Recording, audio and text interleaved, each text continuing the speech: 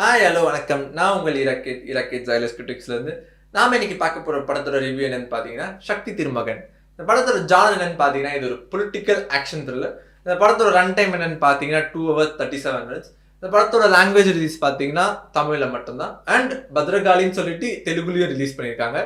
And இந்த படத்தோட release பார்த்தீங்கன்னா இப்போதைக்கு தியேட்டர்ல மட்டும்தான் இருக்கு. ஸோ இந்த படத்தோட டேரக்டர் யாருன்னு பார்த்தீங்கன்னா அருண் பிரபு. அருண் பிரபு வந்துட்டு நமக்கு எங்க பரிச்சயமானவர் தான் லைக் அருவி, அதுக்கப்புறம் வாயில் இந்த மாதிரி படம்லாம் கொடுத்துருக்காரு. அண்ட் இந்த படத்தை வந்துட்டு விஜய் ஆண்டனியே ப்ரொடியூஸ் பண்ணியிருக்காங்க. அவருடைய 25th ஃபிலிம் வேற.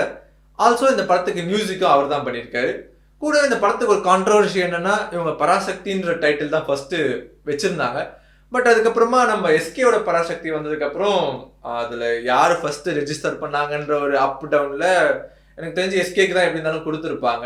ஸோ இவர் வந்துட்டு அதுக்கு சக்தி திருமகன் அப்படின்னு வச்சுட்டாங்க. படத்தோட கதை என்னன்னு பார்த்தீங்கன்னா, நம்ம ஹீரோ கிட்டு செக்ரட்டரியேட்டில் ஒரு பொலிட்டிக்கல் ஹெல்ப்பராக வேலை செய்கிறாரு. என்ன மாதிரி ஹெல்ப்பர்னா, மினிஸ்டர்லேருந்து எம்எல்ஏ வரைக்கும் இல்லை போலீஸ் ஆஃபீஸர் இந்த மாதிரி எல்லா இடத்துலையும் வந்துட்டு அவங்களுக்கான தேவைகளை வந்துட்டு மணி லாண்ட்ரிங் இல்லை முறவாசல் பண்ணுறது இந்த மாதிரியான ஹெல்ப்லாம் பண்ணிட்டு இருக்காரு. அதே சமயம் அதே ஆஃபீஸில் வந்துட்டு மக்கள்லாம் வந்துட்டு ஹெல்ப்புக்கு பணம் கேட்டு வர்றதோ இல்லை அந்த பதவியை வந்துட்டு டிரான்ஸ்ஃபர் பண்ணுறதோ இந்த மாதிரி ஹெல்ப்லாம் கேட்டு வரப்போ லஞ்சம் வாங்கிட்டு அதை வந்துட்டு அந்த அதிகாரிகள் பண்ணாமல் விட்டுடுறாங்க. இது வந்து கிட்டு கிட்ட வரப்போ கிட்டு என்ன பண்ணுறாருன்னா, இந்த மக்களுக்குலாம் ஹெல்ப் பண்ணுறாரு. ஹெல்ப் பண்ணிட்டு அவங்க தந்த அந்த லஞ்சம் பணத்தை வந்துட்டு இவங்களுக்கே கொடுத்துட்றாரு. பட் அதுல இருந்து ஒரு 10% மட்டும் இந்த ஹெல்ப்புக்காக வாங்கிக்கிறாரு. அப்படி சிறுக சிறுக சேர்த்து அவர் வந்து பார்த்தீங்கன்னா ஒரு 6000 crores சேர்த்து வச்சிடுறாரு. இந்த மேட்ரு பார்த்தீங்கன்னா இன்னொருத்தருக்கு தெரிய வருது. அது யாருன்னு பார்த்தீங்கன்னா, இப்போ கிட்டுவோட பவரில் வந்துட்டு அவர் பண்ணுறதையே அபியங்கர்ன்றவர் வந்துட்டு இந்தியா லெவலில் வச்சு பயங்கரமாக பண்ணிட்டு இருக்காரு. அவருக்கு கிட்டுவை பற்றி தெரிய வரப்போ அவரு கிட்டுவை சேஸ் பண்ணுறாரு. அது வந்து கிட்டு தப்பிச்சாரா இல்லையா, இல்லை அதுக்கப்புறம் கிட்டு என்ன பிளான் பண்ணாரு அப்படிங்கிறது தான் படத்தோட கதை. படத்தில் வந்து கிட்டுவா வந்து பார்த்தீங்கன்னா நம்ம விஜய் ஆண்டனி பண்ணியிருக்காரு. அவர் வந்து படம் ஃபுல்லாகவே நமக்கு ஒரு பாசிட்டிவ் ஆராவை கொடுக்குறாருன்னு தாங்க சொல்ல முடியும். அண்ட் இது அவருக்கு ஒரு பக்காவான 25th ஃபிலிம்னு சொல்லலாம். ஆல்சோ இந்த படம் ஃபுல்லாக அவர் வந்துட்டு ஒரு இருப்புள்ள ஒரு ஆளாகவே இருப்பார். லைக் அவர் மனசுக்குள்ளே ஏதோ ஒன்று பிளான் பண்ணிகிட்டே இருக்காரு அப்படின்ற மாதிரி இருக்கும். அவர் பிளான் பண்ணுறதும் பார்த்தீங்கன்னா நமக்கு வந்துட்டு இவ்வளோ யோசிக்கலாமா அப்படின்ற மாதிரியே இருக்கும். அண்ட் அதை வந்துட்டு அவர் பக்காவும் பண்ணியிருப்பாரு. கிளைமேக்ஸில் ஒரு 20 minute போர்ஷன் இருக்கும். அவர் வந்துட்டு ஒரு எமோஷ்னலான, அதாவது சொசைட்டிக்காக ஒரு மெசேஜை வந்துட்டு ஃபுல்லாக கேரி ஃபார்வர்ட் பண்ணியிருப்பார். அதை வந்துட்டு அழகாக வந்து கொடுத்துருப்பாரு.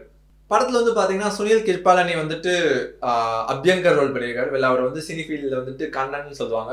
அந்த கேரக்டர் பார்த்தீங்கன்னா அந்த வில்லனிசம் ஆக்டே வந்து பார்த்தீங்கன்னா சப்டிலாக இருந்தாலும் அந்த வாய்ஸில் வந்துட்டு சும்மா கணீர் கணீர்னு இருக்கும். அதாவது அவர் வந்துட்டு அந்த இங்கிலீஷ் பேசுகிற ஸ்டைலாக இருக்கட்டும், இல்லை அவர் வந்துட்டு இந்த மக்கள் பற்றி ஒரு டிச்சிங் தாட்டாக சொல்கிறது, அதாவது கீழ்மட்டமாக அடித்து பேசுகிறப்போ வந்து பார்த்தீங்கன்னா அதெல்லாம் நமக்கு வந்துட்டு இரிட்டேட் ஆனாலும் அது கரெக்டாக ஃபிட் ஆகும். அந்த ஆளுக்கு வந்துட்டு ரொம்ப சூப்பராகவே பண்ணியிருப்பாரு.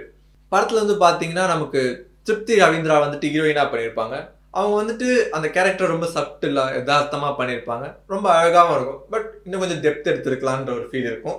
அண்ட் படத்தில் இன்னொரு முக்கியமான ஒரு ரோல் வந்துட்டு செல்முருகன் பண்ணியிருப்பார். நம்ம வந்துட்டு எப்பவுமே அவர் விவேக் கூட வந்து பார்க்கறது தான் ரொம்ப பரிச்சயமாக இருக்கும். பட் இப்போ வந்துட்டு அவர் விவேக் இல்லாமல் பார்க்குறப்போ கொஞ்சம் மனசு கஷ்டமாக இருந்தாலும் அவருக்கான அந்த சப்போர்ட் ரோல் வந்து பார்த்தீங்கன்னா ரொம்ப சூப்பராகவும் அழகாகவும் கொடுத்துருப்பாங்க. ஹீரோ கூட படம் ஃபுல்லாக ட்ராவல் பண்ணுவாங்க.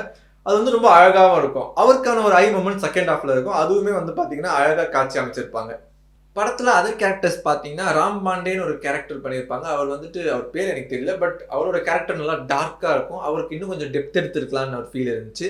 அதுக்கப்புறம் இன்னும் சில பேர் பார்த்தீங்கன்னா வாகேஷ் சந்திரசேகர் வந்துட்டு ஃப்ளாஷ்பேக் போர்ஷனில் அழகாக பண்ணியிருப்பார். அப்புறம் ரெனி பாட், அப்புறம் மாஸ்டர் கேஷவ், அப்புறம் ஷோபா விஸ்வநாத், இவங்களாம் வந்துட்டு படத்துக்கு ஆடட் அட்வான்டேஜாக இருப்பாங்க. ஸோ இந்த படத்தில் பார்த்தீங்கன்னா லைக் வந்துட்டு நம்ம இதுக்கு வந்துட்டு ஒரு சிம்பிள் வியூவராக போனோம்னா இந்த படம் நமக்கு புரியுமான்னு கேட்டால் டவுட் தாங்க. ஏன்னு பார்த்தீங்கன்னா படத்தில் வந்துட்டு ஒரு சீன் மிஸ் பண்ணாலும் வந்துட்டு நமக்கு படமே புரியாதுன்ற மாதிரி தான். லைக் இப்போ வந்துட்டு நம்ம வந்து பாப்கார்ன் எடுக்கிறோம் அப்படின்னு சொல்லிட்டு இப்படி போனாலோ இல்லை ஜூஸ் வாங்க போகிறோம் அப்படின்னாலோ கதை கந்தலாயிடும் தாங்க சொல்ல முடியும். ஏன்னா இந்த படம் பார்த்தீங்கன்னா ஒரு பக்காவாக கிராஃப்ட் பண்ணப்பட்ட ஒரு சாலிடான நரேட்டிவ் தாங்க சொல்ல முடியும். ஏன்னா இது வந்து பொலிட்டிக்கலாக ரியாலிட்டியில் என்ன நடக்குது அப்படிங்கிறத குயிக்காக சொல்லணும் அப்படிங்கிறதுனால ஒரு ஃபாஸ்ட் பேஸ்டு ஸ்க்ரீன் பிளேவா நெக்ஸ்ட்னே போகும். லைக் ஃபர்ஸ்ட் ஓப்பனிங் ஷாட்லேயே பார்த்தீங்கன்னா ஹீரோக்கான பவர், அதாவது ஹீரோக்கு எவ்வளோ பவர் இருக்குது அப்படின்றத காட்டுறதுக்காகவே ஒரு சீக்வன்ஸ் வச்சுருப்பாங்க. ஒரு 15 minute சீக்வன்ஸ். அவர் வந்துட்டு ஒரு சிம்பிளான வேலை தான் இருக்கும். ஆனால் அதை எப்படி செய்கிறாரு, அதாவது அதை எப்படி சுற்றிட்டு வந்து செய்கிறாரு அவரோட பவர் யூஸ் பண்ணி அப்படிங்கிறத ரொம்ப செமையாக காமிச்சிருப்பாங்க. ஸோ ஸோ இந்த படத்தில் பார்த்தீங்கன்னா ஃபர்ஸ்ட் ஆஃப் வந்துட்டு ஒரு பில்டு கொடுப்பாங்க, அதாவது என்ன நடக்க போகுது, இல்லை நமக்கு வந்துட்டு ஹீரோட பவர் என்ன, வில்லனோட பவர் என்ன அப்படிங்கிறதெல்லாம் கொடுத்துட்டே இருப்பாங்க. நமக்கு வந்துட்டு ஒரு பொலிட்டிக்கல் த்ரில்லர் வைப்பை ஃபுல்லாக செட் பண்ணிடுவாங்க, இன்டர்வெல்ல பக்காவாக கிராஃப்ட் பண்ணுறாங்க. பட் நமக்கு ஒரு சின்ன ஒரு ஐடியாவும் இருக்கும், இது செகண்ட் ஹாஃப் எதை நோக்கி போகும் அப்படின்ற மாதிரியும். ஓவராலாக பார்க்குறப்பவுமே நமக்கு பொலிட்டிக்கல் த்ரில்லர் அப்படின்னு காமிச்சாலும் கூட உள்ள ஒரு ரிவெஞ்ச் ஒழிஞ்சிட்டு இருக்கு அப்படிங்கிறதும் தெரியும். ஸோ செகண்ட் ஹாஃப் எப்படி போகும்னு பார்த்தீங்கன்னா, ஏன் ரிவெஞ்ச் வந்துச்சு, எப்படி ரிவெஞ்ச் வந்துச்சு, அது எப்படி பவர்ஃபுல்லாக மாறுச்சு அப்படிங்கிறத காமிச்சிருப்பாங்க. அண்ட் இதுக்கு இன்னும் கொஞ்சம் டெப்த் எடுத்துருக்கலாம், ஆனால் டெப்த் எடுத்திருந்தாலும் அதுக்கு லாங் ரன் டைம் போயிருக்கும். But it's fine, it's so solid. படத்தோட டவுன்ஃபால்னு சொல்லலாமா, இல்லை இது வந்துட்டு எல்லாருக்குமே டவுன்ஃபாலாக ஃபீல் ஆகுமான்னு கேட்டால் எனக்கு தெரியாது. சில பேருக்கு இது ஃபீல் ஆகலாம். என்னென்னா படத்தோடைய சாலிடான கோர் தான் இந்த படத்தோட டவுன்ஃபாலாக ஃபீல் ஆகும்னு நினைக்கிறேன்.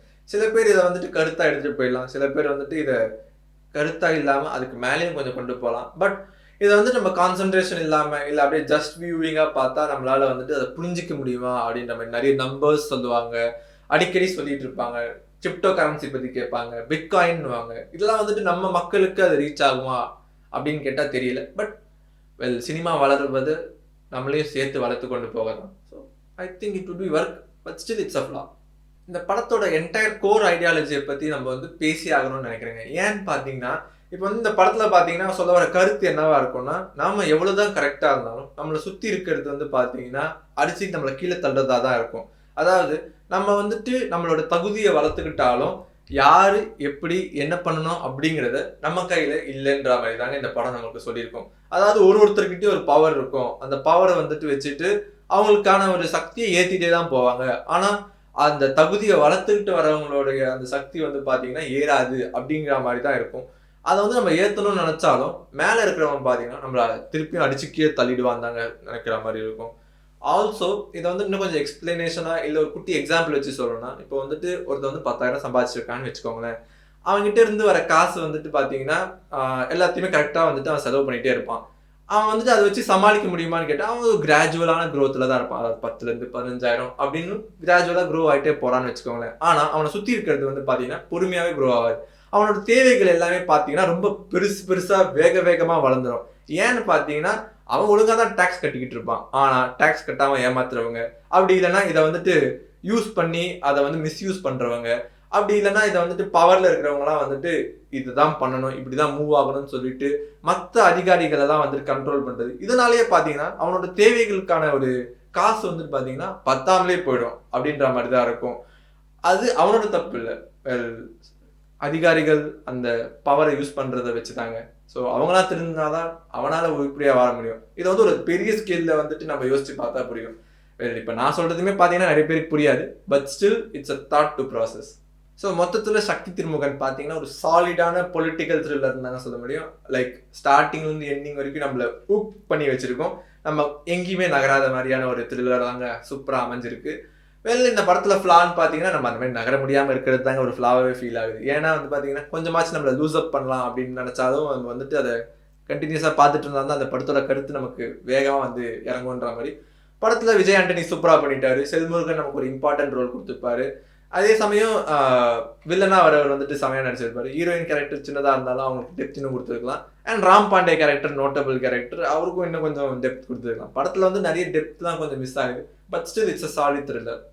ஸோ இந்த படத்தில் இருந்து கோட்டோ ஸ்லோகனும் இல்லை நான் ஏதோ தெரிஞ்சுக்கிட்டது என்னன்னு பார்த்தீங்கன்னா, நாம் கரெக்டாக இருக்கிறது ஒரு ஃபர்ஸ்ட் திங். நம்மளை சுற்றி இருக்கிறவங்கள முடிஞ்சால் கரெக்டாக இருக்க பார்த்துக்கணும். அது ஏன்டா என் வேலையை மட்டும் பார்த்துக்கிட்டா போதுமே அப்படின்னு நினைக்கிறப்போ நாமளும் அதுக்கு அடி வாங்குவோங்க. அண்ட் சக்தி திருமகனுக்கு இறக்கி ஜைலஸ் கிரிட்டிக்ஸோட ரேட்டிங் என்னன்னு பார்த்தீங்கன்னா 5க்கு 3.4. ஸோ அவ்வளோதான், உங்களிடமிருந்து விடைபெறுவது உங்கள் ராக்கெட். மறுபடியும் இன்னொரு ரிவ்யூலேருந்து சந்திக்கும் வரை டாடா, பை பை பை. மறக்காம லைக் பண்ணுங்க, ஷேர் பண்ணுங்க, சப்ஸ்கிரைப் பண்ணுங்க.